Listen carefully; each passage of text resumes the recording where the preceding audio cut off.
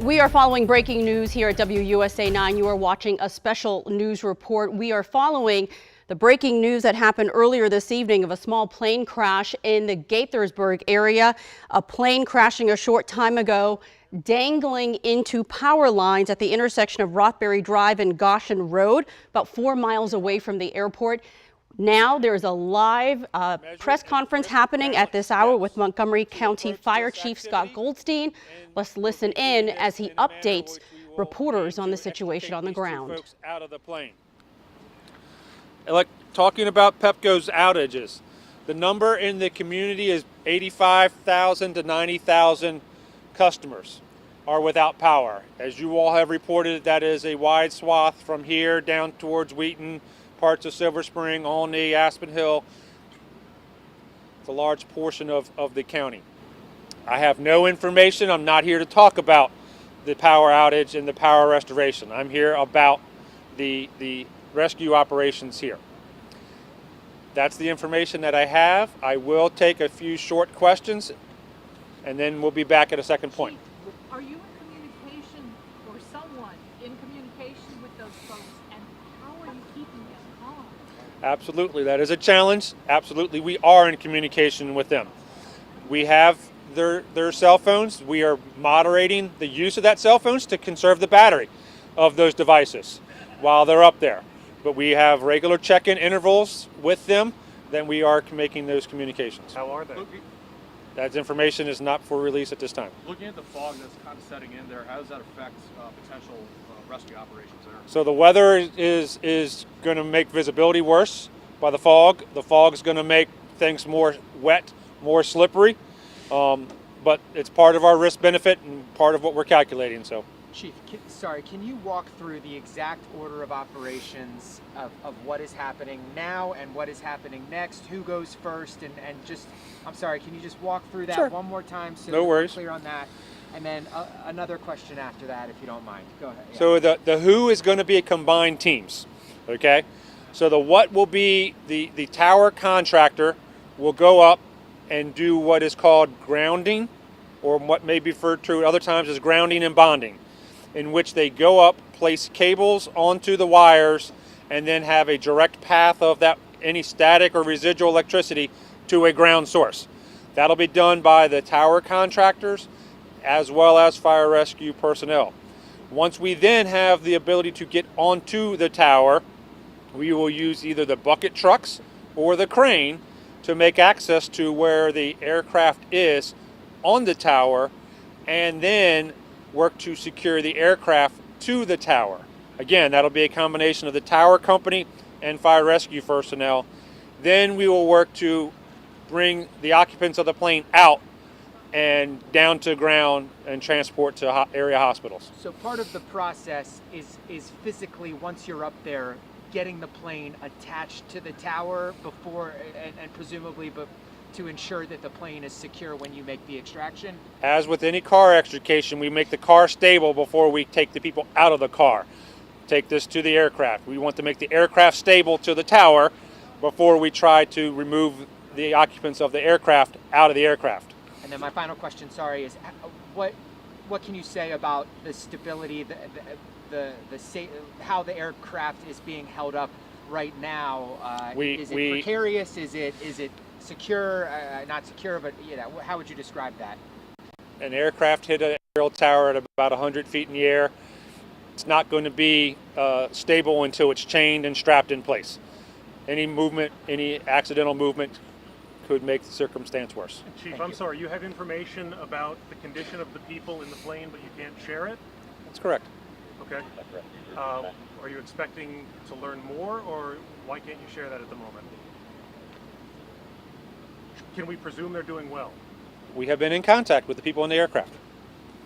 A couple of clarifying questions. Could you confirm how many people are No. on the aircraft now? I will say occupants. That's what I said.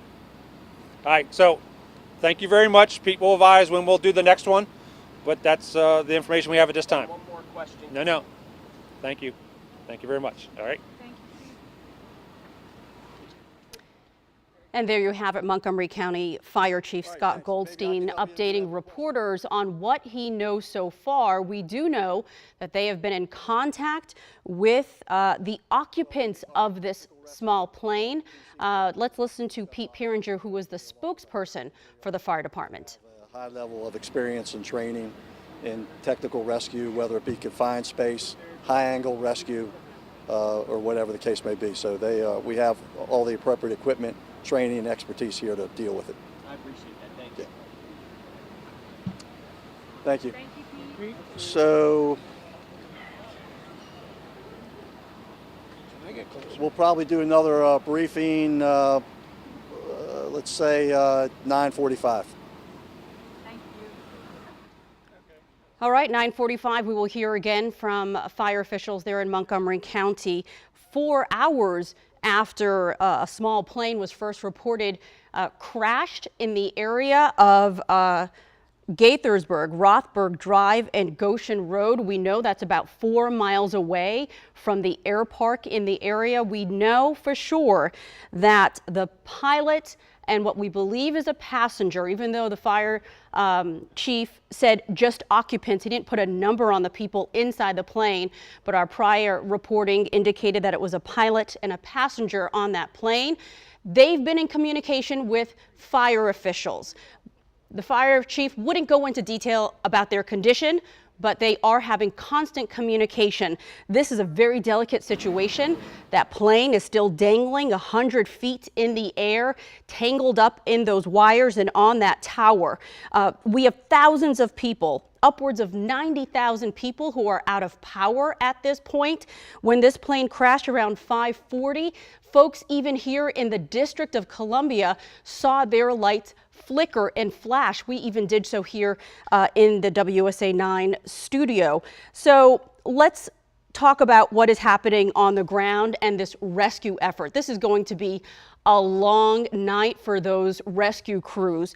Initially, they need to kind of secure that area before they can rescue these people inside. The fire chief likened it to a crash, to a car crash, where you have to secure everything before you extract folks from the car, and in this case, from that plane, which is still in a very delicate situation. He said any accidental movement could make this situation worse. So you can only imagine what folks are feeling like on that plane. We have a crew there on the scene. They've been there for a few hours at this point. Our photographers, Kurt Brooks and James Hash, told us and had video of what they believe was an arm of the pilot hanging on to the tower. So let's talk about the rescue effort, which is going to be a very detailed process. Initially, the tower contractor will have to perform what they call grounding and bonding. So that's basically grounding the live wires. That will make that a safer situation and safe enough for crews to then go up in a bucket, he said, to rescue the folks who are inside. There were a lot of questions from reporters about the condition of the people on this plane. Of course, everyone is wondering how this happened and how they're doing. More than 3 hours dangling 100 feet in the air, so close to these live power wires that has affected the whole area of thousands of people without power. We don't know exactly how they're doing, but we can tell you that they are alive, that they are safe and communicating with fire officials and rescuers at this point. So we're going to continue to monitor this situation. We do have some witnesses who were on the ground, saw this all happen. We have their interviews and we're going to toss to their sound, and let's listen to what they say happened and what they witnessed. Yes, I live about half a mile from here. I'm about a mile and a half from the airport and the runway, and I was coming out and saw two flashes that I thought was lightning, and that was right at 5:28. So that was the time that it happened. And then I saw a bunch of fire trucks and everything, so we came out here. But yeah, it's just pretty amazing. We have planes that come over our house every day. They come right over our house about 300 feet and turn, go down our street right over here to the runway, so we're very familiar with it. Yeah. And I'm glad that they're okay up there. But so that's pretty much what happened. And, I mean, you're probably accustomed to seeing, like you said, aircrafts, but to see like this situation. Never seen anything like this before. Again, it's like a, it's amazing, that they're okay. It's amazing that they actually, got in that predicament in the first place. Yeah. But I've heard a few comments, other people who are against the air park. I'm very much for the air park. I think it's crucial to Montgomery County. I've been here for 55 years, or 50 years. It's crucial to our community that we do have the air park. I do support it. There's some things, some people are against it, but I think it's really necessary. So. And Kansas City's beating the Rams at the moment, and then all of a sudden the lights flickered. And then my ring started going off, ding, zing, hey, I lost power. And then all of a sudden somebody says a plane crashed into the tower.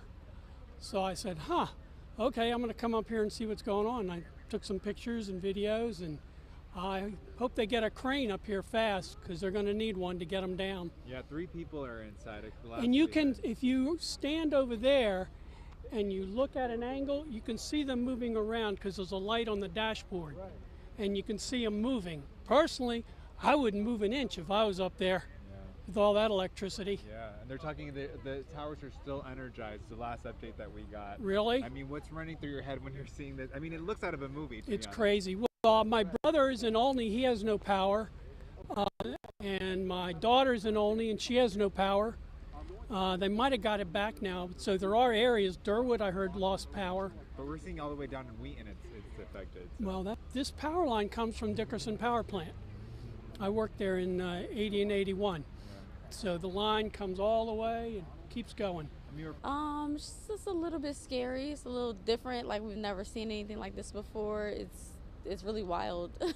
Yeah. How did you know? Were you over here already? No, I was actually already out, but the rest of all my neighbors, they were texting saying, hey, do you have power? And I'm like, no, I'm out. But they said the power was out, so I'm assuming that it's out at my house as well. You decided just to come to see? Yeah, on my way home, I stopped by. We got to get ready for work tomorrow, but we'll see though. I mean, the most important thing is that they're okay, that they get out safe.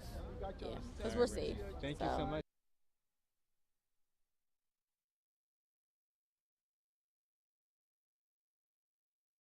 Let's reset. A small plane crashed into power lines and was left dangling 100 feet in the air. Here's what we know at this hour. The small plane crashed at Rothbury Drive and Goshen Road. It's about 4 miles away from Montgomery County Air Park. A pilot and passenger are trapped inside. This crash has caused widespread outages. Upwards of 90,000 customers are without power right now. The majority of the county, we're hearing from the fire chief. Now, to put this all in context, the plane crashed, as I said, about 4 miles away from Montgomery County Air Park. It is unclear if the pilot reported any trouble upon approach or if the weather was a factor. They're working to cut power to conduct a rescue. In regards to weather, you actually heard from the fire chief who said the weather may play a factor in rescue efforts because there will be reduced visibility because of the fog in the area. So again, breaking news out of Gaithersburg, Montgomery County. This comes just 10 days after the apartment explosion in Gaithersburg. So certainly the folks in Montgomery County have been dealing with a lot of devastating emergencies in their area. We do know that the pilot and the occupants of the plane are communicating with rescuers. And so that is good news, considering that they crashed around 5:40, and here we are 9:14, 3 hours later, and they are still dangling 100 feet above ground, close to live wires, entangled in live wires. So they're trying to get that power out so they can conduct that rescue effort. We are told it's going to be a long night. It may not likely be wrapped up by 11 o'clock when we see you for the news at 11. So we do have crews there on the scene. Rafael Sanchez Cruz, our Megan Rivers is heading to the scene. We have wonderful photographers who immediately heard the breaking news Kurt Brooks and James Hash, who lives nearby, and said his lights flickered as well. So they both rushed to the scene and captured some amazing video for us very early on. James Hash even reporting that he had video of what looked like the pilot's arm and hand holding on to the tower. Lots of unanswered questions at this point. We don't know if the pilot had trouble, and we don't know if weather was a factor. We know that we will have an update at 9:45. Again, this is still a developing story, so oftentimes in breaking news situations, we know the stories and the details may change a bit, so please stay tuned. Keep it locked to WUSA 9 online and on air. We will continue to have updates on this breaking news as it develops.